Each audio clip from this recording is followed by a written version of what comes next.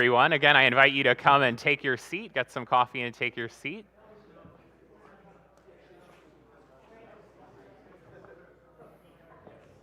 Well, good morning from St. Bart's in Midtown Manhattan. My name is Peter Thompson. I serve as the vicar here, and whether you're joining us online or here in person on Park Avenue, it is my joy and delight to welcome you to the forum where each week we have sacred conversations about the things that matter. And on this All Saints Sunday weekend, we are very honored to have with us the Right Reverend Mark Edington. He is the bishop in charge of the Convocation of Episcopal Churches in Europe, about which he will be speaking this morning.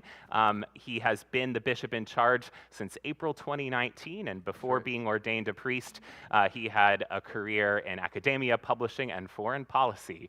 Bishop Edington, it is really wonderful to have you with us. Thanks, Peter. It's great to be here. Hello, everybody. Good morning.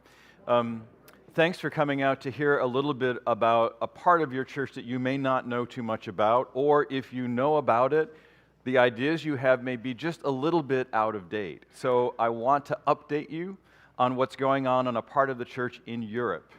Yes, we're present in Europe, and we have been for almost 200 years. And I'm going to be talking about the Convocation of Episcopal Churches in Europe. I call it the laboratory for the church. I say that we are the research and development center for the wider church. And so what I want to do in the next 20 minutes or so is make that claim to you and then explain to you why I think that's a benefit for all of us in the church. Now, the first thing I should say about the convocation is the clue is in the name. We're not a diocese. We're a convocation. We're churches called together in a structure outside of a traditional diocese. And that means somebody has to be in charge of us somewhere. And that person is our new presiding bishop, Sean Rowe. He is the bishop with jurisdiction. I am his vicar in place, acting as a bishop while he is busy with other things. So partly he's here to check up on me on his first full day in office. And so here's the pitch, boss. Here's what we're doing in the place that you didn't know maybe so much about. All right, so here is our laboratory. This is the map of the convocation. We are 9 parishes, 11 missions, and 2 affiliated ministries, the Joel Nefuma Refugee Center in Rome, which you may have heard about, and a retreat center, Santa Maria a Furano, in the hills of Tuscany. Santa Maria, I believe, has the oldest building dedicated to Christian worship in the entire Episcopal Church. I'm pretty confident that it's older than anything in the Commonwealth of Virginia because it was built in the 10th century. So if you ever can, you ought to come and visit, but it's a remarkable and beautiful place. So what I want to do is take you on a little tour of 4 places around the convocation and just tell you kind of what's going on there. And then later I'll talk a little bit about some initiatives that we've been taking and the reason why what we do is good news for you back here. So let's start with Paris. Paris is the oldest congregation of the Episcopal Church outside the United States. Here's our current building. And if you've ever been there, you might know that in the back of the nave, there is a very large tapestry with a picture of St. Bart's, exactly, because a goodly number of people gave money from this community to make it possible for us to build this building in 1886. The first congregation gathered in 1859, and that's when they were recognized by the General Convention. We are the largest Anglican congregation on the continent of Europe, and as you may know, we are not the only Anglican presence in Europe.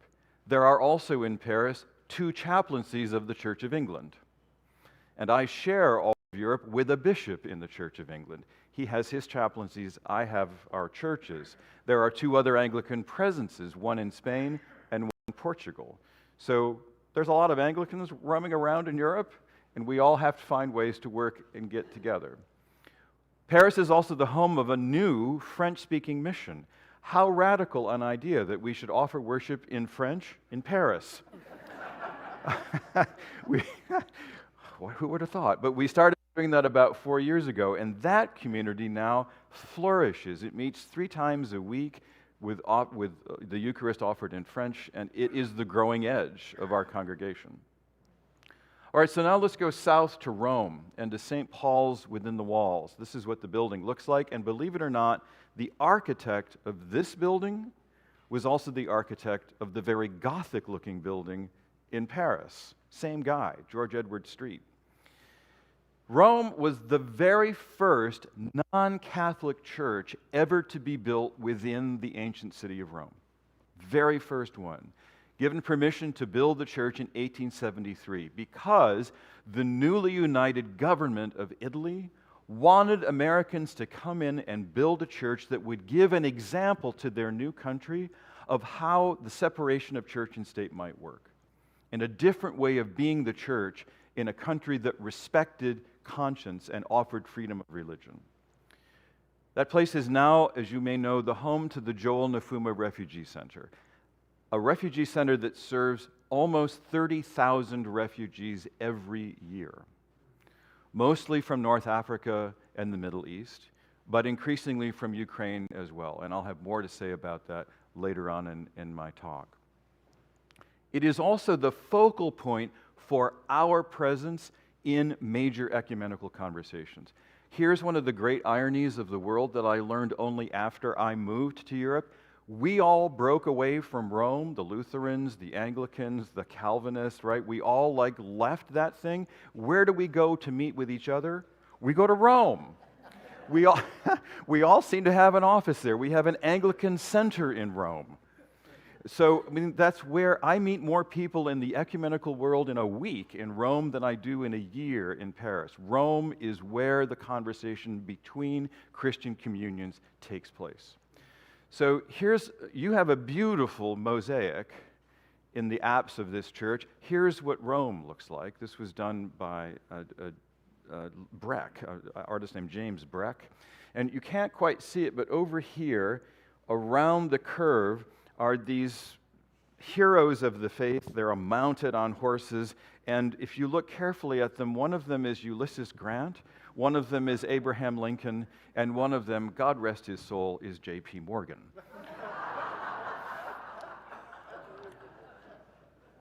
This is a group of us at what we call a refugee supper, which raises money for the center, and the man in this picture, who is a man that I love, is named Hamza. He is a refugee from Afghanistan. He came first as a refugee to the center, and now he works for the church. He is the clerk of the works, the custodian of the place. He looks after the people who come. He speaks not a word of Italian or English, but somehow the place wouldn't be a church without him. This is a classically Vatican picture. So here is a photograph of the most recent gathering of the primates of the Anglican Communion. The primates are the heads of the 42 autonomous churches of the Anglican Communion. Our new presiding bishop is our primate. They gathered earlier this year in Rome. And in the picture, what you'll notice is the people sitting in the front row are Catholic. Right here, with the singular exception of Justin Welby, who's sitting right here on the right hand of Pope Francis.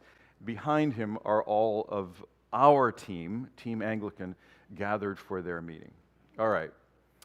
So now I want to take you to a couple of our missions, 2 new missions that have started in the last 5 years. And the first one I'm going to take you to is a place called St. Nino's in Tbilisi. Just as I was arriving as the new bishop in Europe, we received a communication from a group of young people in Tbilisi, Georgia. Georgia was, as you probably know, a part of the old Soviet Union, and it became independent in 1993. It had a lot of civil strife in the country about what direction they would go in. But now they were writing to us, and they said, we're a group of young people, most of us in our 20s and 30s, and we would like to affiliate with the Episcopal Church. And we said, we don't even use the same alphabet. I don't know if you've ever studied Georgian, but it's a lot of curly stuff. And so we sent, we wished them well, and we assured them of our prayers, but we basically said, we just can't see it. And they wrote us a second time. And they said, no, what we didn't maybe mention is, many of us are LGBTQ. And we've come together for worship, and we're using your Book of Common Prayer because we know that you're a church that accepts LGBTQ people as full members of the church. And we really want to affiliate with you.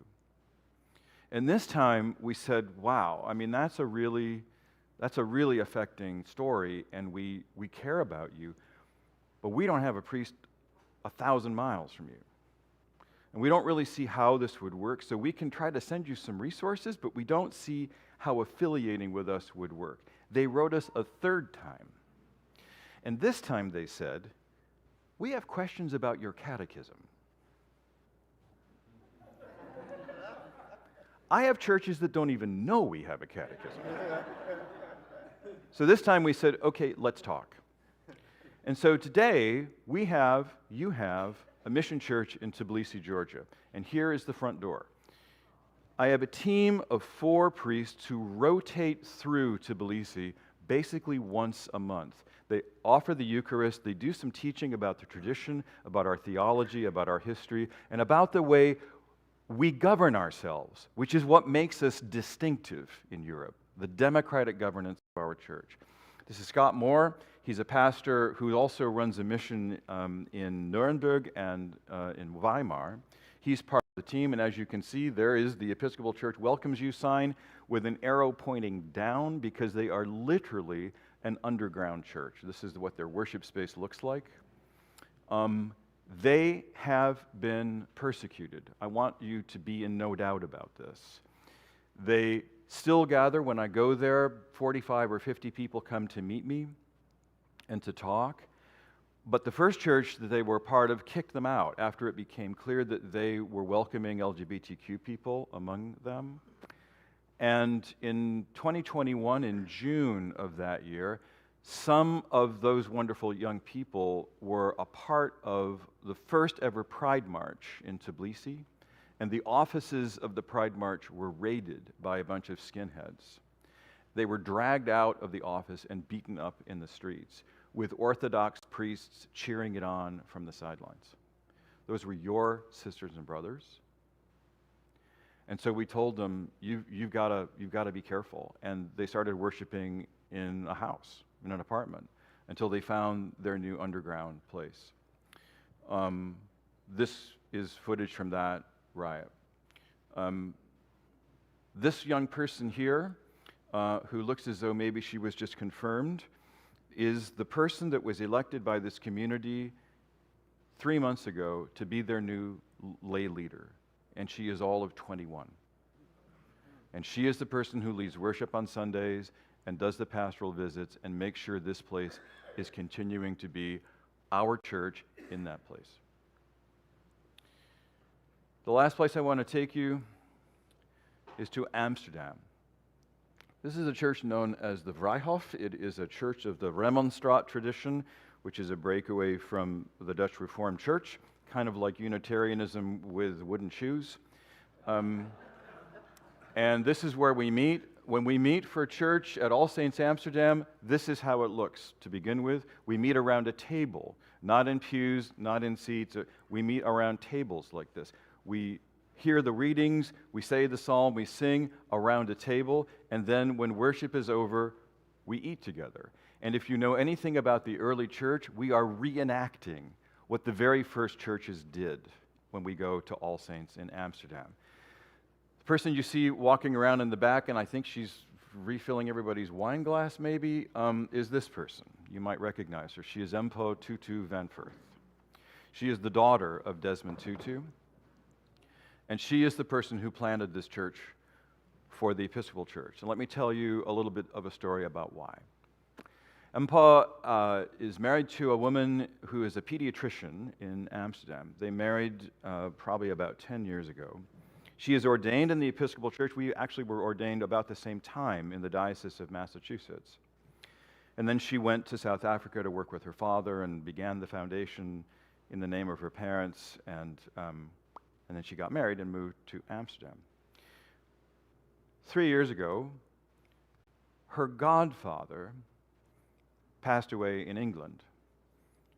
Impa had been born in the UK when Desmond was studying there.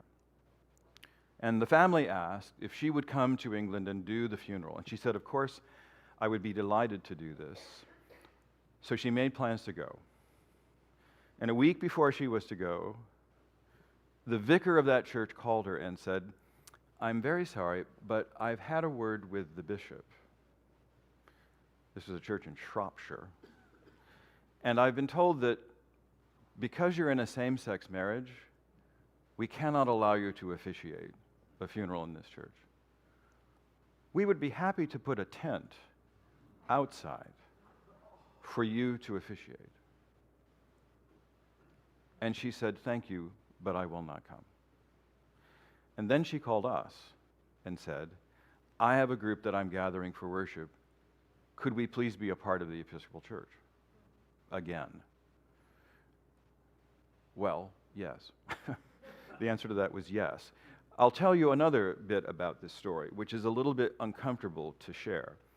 There is another Anglican presence in Amsterdam, Christ Church, Amsterdam, which is a chaplaincy of the Church of England. And there's an old and unspoken rule that where another one of us is already present in a city, we will not come and plant a competitor church. Huh? So why did I decide that I would say yes to Mpho Tutu? Well, because about 4 years ago, the Bishop of the Church of England in Europe appointed a new chaplain to serve Christ Church Amsterdam, a priest of Akna. And so, there's no longer an Anglican presence in Amsterdam that's affirming and welcoming of LGBTQ people. But we do, and that's why we said yes. So, that's a little bit of a tour. Now let me tell you a little bit about what we've been up to. We have been present in Europe for almost 200 years. You're going to hear me say this morning in the sermon that Americans started gathering in Paris for worship about 200 years ago. But we have never had any of the intellectual infrastructure that goes with being the Episcopal Church, right? We have seminaries here, we have divinity schools here, we have scholars here, we have education for ministry, we've got like all of the stuff that goes into forming and teaching and carrying on the tradition to a new generation. We have none of that in Europe. And it used to be the case that these churches of ours began as collections of Episcopalians who went over and started their own community, right? We hung out the sort of red cross and blue field flag, and that told the Episcopalians, okay, gather here, this is where we are. But now the people who are growing these communities, who are coming in and serving as members of the vestry and wardens, and they have no history of this church. They were not raised in this church. I recently met with the vestry of Christ the King in Frankfurt. They were about to call their new priest in charge, and I suddenly realized a majority of these people were born in Germany. They sure did not grow up Episcopal. Right? So we have to teach the tradition. We have to do, I did not expect this, but a big part of my ministry in Europe is Episcopal 101 all the time. And so we got support from the Virginia Seminary, from our good friends down on Wall Street, from the Constable Fund of the Episcopal Church, and we started an Episcopal summer school, an Anglican summer school, that was accepted and registered on the catalog of the University of Utrecht. So we do a boot camp for a week on Anglicanism. We get three kinds of people who come to this. One, people who are thinking about being ordained in our church. If they're coming up through the ordination process in the convocation, I require of them that they go to this and spend a week. The second group are people who are kind of Anglican curious. They've heard about us, they want to know more. They're not really sure, but they're interested. At least two of the people in the most recent one of these we did were not even Christian, but they'd heard about this kind of affirming, welcoming, and yet faithful place, and they wanted to learn more. And then the third sort of folks who come are people in the world of ecumenical conversation in Europe whose job it is to be in relationship with Anglicans. So we're doing this, and we'll do it again this summer, and we're really excited about the possibility it has. This is apologetic ministry, right? This is us explaining ourselves in a place where Anglicans have no part of the religious history, really. Second thing I want to tell you about makes me really, really glad that Rob Radke is in this room. When I arrived in Europe, there were 7.4 million refugees in the countries that we serve. Largely, you'll remember, the result of the 2014 migrant crisis in Europe, which was generated by the Syrian civil war, right? Waves of people coming through Greece and Turkey or across the Mediterranean from Libya into Italy. Today, there are 15 million refugees in Europe, in the places where your church is present. And let's just remember, the refugee crisis that is so driving our conversation in this country today is about maybe 10 million people. This is a vastly larger number. In every city and community that we serve, there is a refugee population on our doorstep. We have the Nafuma Refugee Center. We know how to do ministry with refugees. But how to scale that up across the whole convocation, that was a challenge. On February 22nd of 2022, a war started in Ukraine. The next day, I had an outreach from people on Rob Radke's staff who said, we know that you're going to be dealing with refugees coming from Ukraine. How can we help? So we started a conversation, the end of which is, we now have an annual grant from Episcopal Relief and Development, and what I mean by that is from all of you, of around $500,000, which, just to give you a sense of scale, is about exactly equal to my entire annual budget in the Convocation. We are a tiny, scrappy organization. They invested in us to allow us to enable our parishes to grow refugee ministries. They gave us the opportunity to say to those congregations, look, we know taking a risk on doing something looks dangerous because what if it fails? So we will lift the ceiling of risk for you by providing the funding and the training, and we'll create a community of people invested in refugee ministry to give you people to talk to. And the only condition we placed on Episcopal Relief and Development was simply this: allow us to give this money not just to our own churches, but to any church with whom we're in full communion. The Church of England, the Old Catholic Churches of Utrecht, the Church of Sweden. And they said yes. And that is how today, as of the end of the last quarter of this year, that program has served 113,000 refugees because of you. We've had 5 of our congregations, 5 C of E congregations, 2 Old Catholic, 1 in the Diocese of Cyprus. You know that there's an Anglican diocese in Cyprus in the Middle East, right? Lots of Iraqi refugees in Cyprus. And now we'll have 2 new applications from congregations of the Independent Philippine Church with whom we are in full communion. Why are there independent Philippine churches in Europe? Because most of the crewmen on seafaring ships are Filipino. So we are in partnership with them as well. 300 people have been volunteers in these programs. That is Christ's work. And I am proud to be the bishop of a place that's doing that on your behalf. So, we are just like you. We're Episcopalians. Except, now that you've heard all this, I want you to bear these things in mind. Not a single congregation that I have is majority American anymore. Not one. Plurality in some places, but in most places, we're a minority. I have a congregation that is entirely composed of refugees from Burundi. When I go there, I have to speak and preach in French, because that's the language they have in Belgium.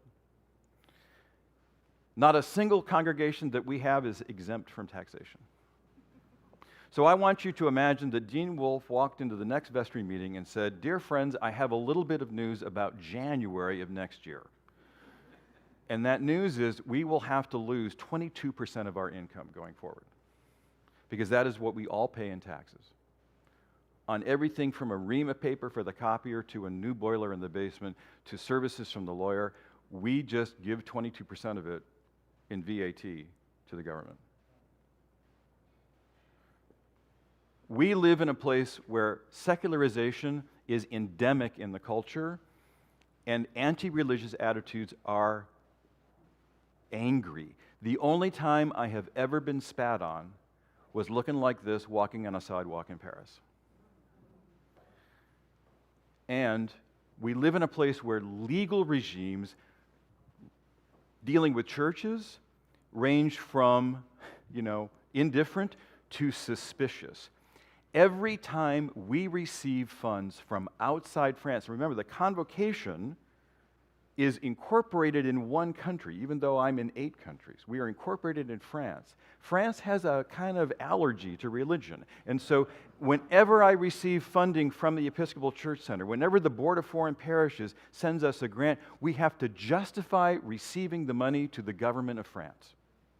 We have to explain to them not who we are, but who they are, give a list of their board members, and explain exactly what was this money for. Our cathedral in Paris, every 5 years, has to go down to the police station and apply again for a warrant of religious validity, in which they will promise not to preach contrary to the values of the Republic. Can you imagine that here? And they have to show their financial books to the inspector, who will ask them, this money that you say you spent on the sandwich ministry, what is this for? Well, we feed homeless people twice a week out of the cathedral. You can't do that if you're a church. You may not use funds from a church for a charitable purpose in France. You can only use it to host public worship. That's it. A very effective policy for turning churches into museums. So what do? Well, we created a separate nonprofit that's secular and does sandwich ministry. But that's the kind of stuff we deal with all the time. And guess what? We're living in your future. Because all of these things are coming to be true to various degrees in America as well. We are becoming a more secularized society. Religion is becoming regarded suspiciously in our country. Legal regimes that have so historically been favorable to us are becoming certainly more neutral, and in some cases, hostile. This is all coming to be true here. And that is why we are the laboratory for the church. Because the good news for you about us is, foreign agent, people are drawn to the mission of our church and not its cultural or economic privilege. That's the good news. People are coming to our church because they know what we stand for, not because they know our history. People from different cultures and languages are drawn to our way of being church. There's a lot of churches in Europe. There are no shortages of churches in Europe. But this church is 3 things at once: liturgical, democratic, and progressive. You can get 2 of those 3 in a lot of places, but you can't get all 3, except in the Episcopal Church. And that is why people are coming to us, interested in it. Those people in Tbilisi, they long to have an experience of something, anything that is actually democratically governed, and their church is. People are committed to your church, please hear this, despite dangers to themselves, to their reputation, to their prospects, to the way their friends look at them, because they are a part of this church. Friends, if our church can flourish in that environment, then for sure it can navigate the changes in this country. That's why I think we're good news for you, and I'm really glad that you came to hear me. Thank you.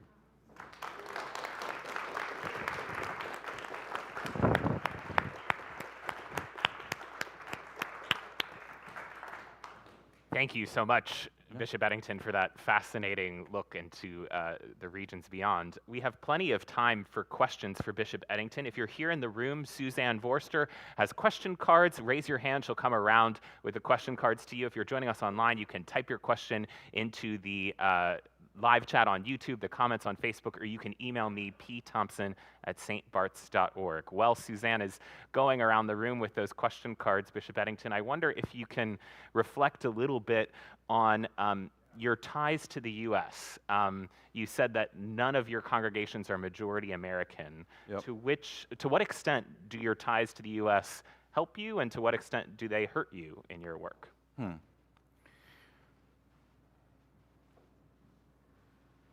I would say, well, that's an interesting question, Peter. I'd say 2 things. Our ties to the United States help us, even though those ties have moderated over the years. So what I mean by that is, 20 years ago, 30 years ago, Most of our churches and most of their communities were known as the American Church. St. James American Church in Florence. If you look inside the prayer book, that's what the stamp says. St. Paul's American Church in Rome. Now, all of that is gone, with one exception, the American Cathedral in Paris. And that's just because there are fewer Americans, and other people who are not American wanted to feel welcome in this church, right? So we did the natural thing. But what makes the tie to America important is our commitment to the way we govern this church, which is also distinctive in the Anglican Communion. Martin Percy, who's the former dean of Christ Church, Oxford, is going to publish a book in January where he's going to talk about how there are two basic models for polity in the Anglican Communion. There's the sort of monarchical, top-down, closed-doors meetings that is typical of the Church of England. I'm not saying this critically, it's just an observation. And there's the church that emerged out of the American experience of becoming Anglican and William White's design for a democratically governed church. And that is the major rift right now in the communion. We draw spirit and sustenance from that part of our history. That's the good news. The bad, it's not really bad news, but the challenge for us is most people in the Episcopal Church here have no idea we're there. And so I've learned that a part of my job that I didn't really expect, honestly, is to do stuff like this. You're helping me do my job when I come to you, places in the United States, and say, hey folks, we're not just the American, the Episcopal Church. Here's a phrase that, please, if you give me any gift at all for Christmas, never again say, the national church. When you are describing 815 2nd Avenue, no. We are the wider church, right? We are the Episcopal Church. We are not the national church, because that leaves out 18 other countries. So don't do that. So a big challenge for us is to remind the wider church that we are a multinational, multilingual, multicultural, amazing phenomenon in the world of the Anglican Communion. We have a lot of great questions, so we'll try to get to as many as possible. Can you reflect on the conflict between Ukraine and Russia and how that affects your work?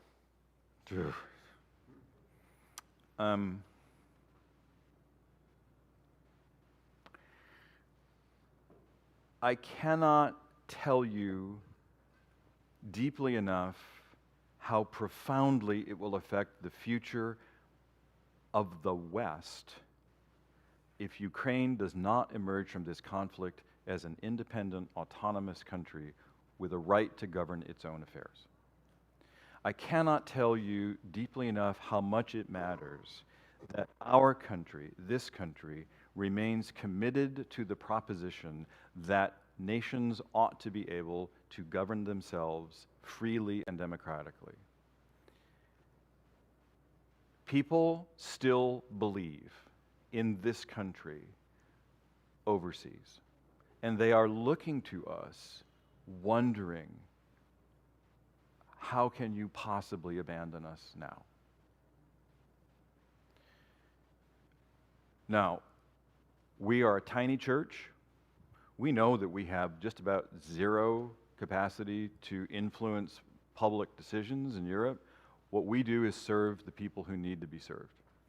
And what we increasingly see are Ukrainian families coming into our refugee centers, so that's what we do. That's what we do. But I can't tell you, dear friends, how much it matters what the outcome of this conflict is. Do not lose interest in those people and their struggles simply because other wars and other crises have piled up over them. They are brave and courageous, and they have a right to be their own country. And we should not sell them out. We have several questions about the religious right. The first is, what does white Christian nationalism mean for you in your context? What it means for me in my context is something pretty different from the way that it sounds here, but what it means is the rise of ethno-nationalist white supremacist parties in places like Germany, Austria, Italy, that sound, to us who live close to the history that all of us were supposed to study in our European history books and maybe didn't, it sounds an awful lot like what we heard 90 years ago. So, for us, it's not the sort of unholy alliance between evangelical Christianity and the national project that we have here. It's a very different kind of ethno-nationalist, reactionary, reaching back to a previous kind of Christianity that was characteristic of those places in Europe. But I'll also tell you, some of my best colleagues in arguing against this kind of attitude are people in the ecumenical world. Reinhard Marx, who's the cardinal in Germany, is a profoundly articulate critic of the AfD, the Alternative for Deutschland, the right-wing party, and he has done so bravely. He's basically told his own people, you can be a member of the AfD if you want to, but you can't be a Catholic and do it, which is a brave stance. So. It's a related question. Much of the animosity to religion in the U.S. is due to the religious right. To what extent is that also true in Europe, and what else explains the resentment towards religion? What else explains the resentment to religion is like 500 years of of religious conflict. Just a couple of years ago in Paris, you could go to the Les Invalides. Maybe you've been there before. The Musée de l'Armée is there, and you could see an exhibit on the 8 wars of religion that took place in the 16th and 17th century in Paris. The worst part of which was, anybody remember? The St. Bartholomew's Day massacre, right? In which probably 4,000 to 5,000 people were killed in a battle between the Huguenots and the Catholics, with bodies washing down the Seine. That kind of explains the resentment toward religion. As well as, and here's the thing that's really driving the policies that affect us, Islamic extremism coming into Europe. So remember, the largest population of faithful Muslim people living outside the Muslim world lives in France right now. And they are, vast majorities of them, peaceful, wonderful, incredibly cultured people, and yes, there are radicalized people among them. And that, when you add to that the historic suspicion toward religion, it just sort of turns the key on this incredibly kind of resistant official attitude toward the expression of religion at all. We have several questions actually about Latin America and to what extent the Episcopal Church has a presence there, and your knowledge of that. That is out of my area, but we have Provincetown of the Episcopal Church, which is churches in Honduras, in Ecuador, in Colombia, Cuba, Haiti. We are very much present in Latin America. We're present in Taiwan, as you may know. So, and here's an interesting connection. We have a Latin American community in St. Paul's within the walls of Rome. Why? Well, because people in healthcare services, domestic service, are often from Latin America, and they come to us to find a church. So I have a vicar at St. Paul's who is from Ecuador, a former Roman Catholic priest who came to orders with our church, who serves that community, and then there's a community that meets earlier in the day that speaks English and Italian. You talked about the congregation that was the mission that's recently founded in Georgia. Can you talk about outreach to queer folks in other parts of the convocation? Yep. Low-hanging curveball over the plate. So first of all, we are connected to the Rainbow Initiative for migrants, and that is an important part of the work we do with refugee populations everywhere in Europe. At the same time, a flourishing moment for us right now in our churches in Europe is 20s and 30s groups. I don't know if that's true here in New York, but in Paris, Geneva, Wiesbaden, a little bit in Frankfurt, in Geneva, did I say Geneva? We have these groups of people in their 20s and 30s who are like, it's a post-COVID thing, suddenly emerging and gathering.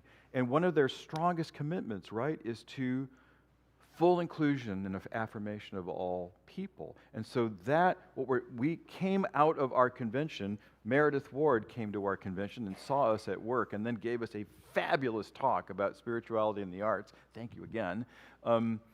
They came to us at convention and said, we are calling on the bishop and the council of advice to create a network between these groups that will focus on Rainbow Initiative issues. So, yeah, that's the answer. To what extent is ministry bivocational in the congregation?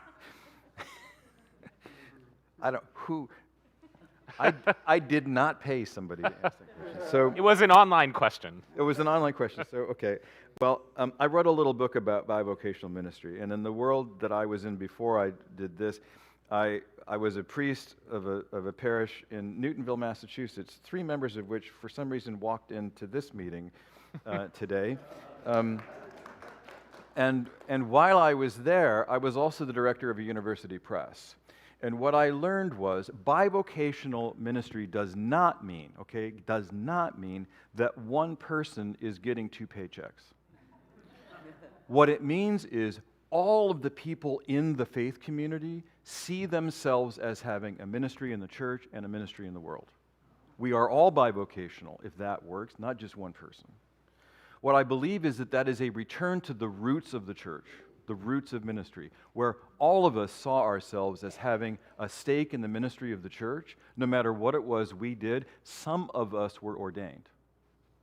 So the way this maps onto my world now is that when I build missions, how much longer can I talk? The old model we have about missions and parishes is that the reason for planting a mission is so that it will grow up into something called a parish. And that means it'll be financially self-sustaining and able to afford full-time benefited clergy. That doesn't work. And my missions, the mission in Tbilisi is never going to grow up and financially. That's never going to happen. The reason we plant missions is because it's important for the Episcopal Church to offer its witness in a place. That's why. We are a radically socialist operation. We take money from wealthy congregations and we give it to little poor missions so that we can be present there. And the model that we're building is a congregation that is lay-led and clergy-supported instead of the model that we received. So for me, ministry in the future, all of it's bivocational. It's not going to be me and Peter and Bishop Sean like telling you all, okay, this is what we do. No, we're all going to do this together because that's the church God's calling us to be. End of sermon. Okay. Here's an easy question. What is the role of artificial intelligence in ministry going forward?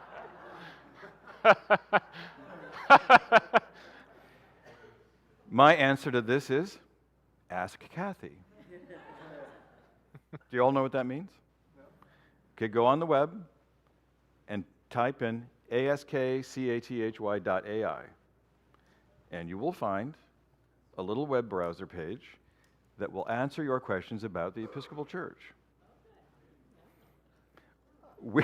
I'm not making this up. So we are just rebuilding our webpage in the Convocation. You have a little card on your table that tells you our new domain, and we're going to build in a little place on the front page that, hey, if you have questions about the Episcopal Church, just ask Kathy.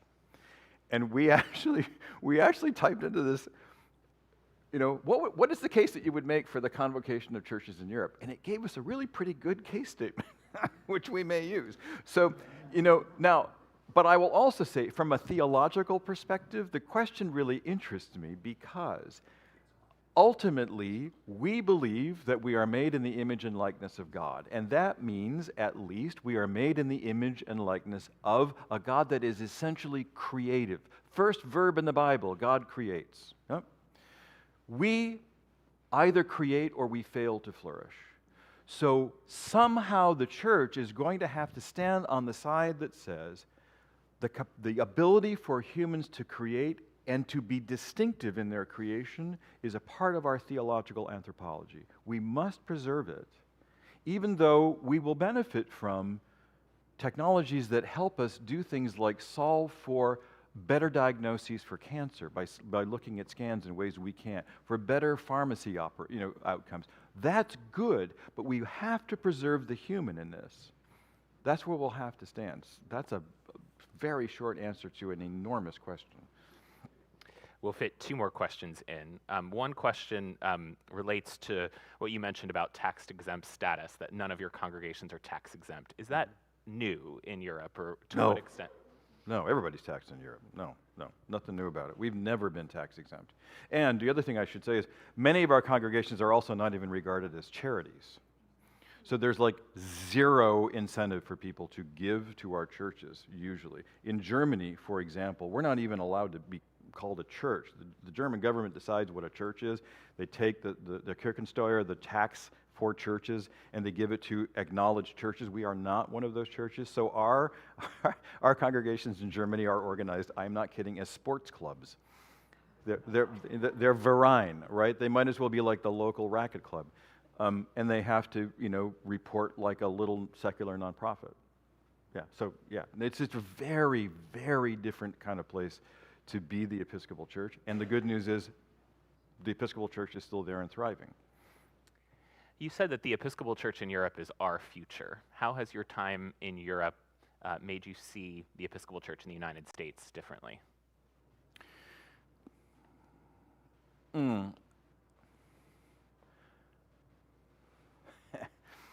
Wow, there's a lot I could say about that. I guess the first answer I would offer is we have to have the courage to experiment. We have to have, and I want to help you find that courage to experiment by telling you that our church is being successful in conditions other than these, so that you know it's possible to try new ways of thinking and being that are outside the structures we've been in. Now, here's the great gift I have in the Convocation. I'm not a traditional diocese. I don't have all that sort of structure. I don't know what you think of as a diocesan staff, but my total staff is 1.5 people. And we're doing what we do with that. So, there's a world of possibility out there, and God knows there's a world of need out there that we have to create ways to address. And some of the times we do that, we're just going to have to leave behind things that we've treasured and are precious to us, but are getting in our way. Just getting in our way. All right. All right, that's Thanks. all the time we have for us. Blessings. Come, I should have said, come visit us, and when you visit us, let us know you're coming so that we know where to put the coffee for you, okay? Thank you, Bishop Edington. Thank you all for being here. We hope you'll stick around and join us for worship at 11 a.m., and Bishop Edington will be preaching. We also hope you'll be back next week. We're going to hear about the life of Frances Hesselbein, a friend of St. Bart's, who was president and CEO of the Girl Scouts for 14 years. See you then. Is that okay?